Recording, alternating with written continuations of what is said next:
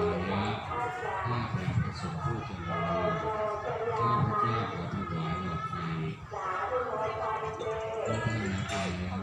ขอพระกุศลในการถวายจงเกิดประโยชน์เกิดความสุขเกิดความเจริญแก่ตัวข้าพเจ้าและครอบครัวของข้าพเจ้าตลอดกาลนานเทอญสา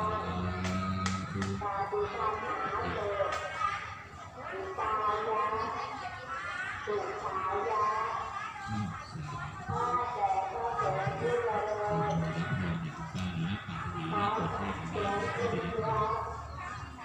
สัพพิ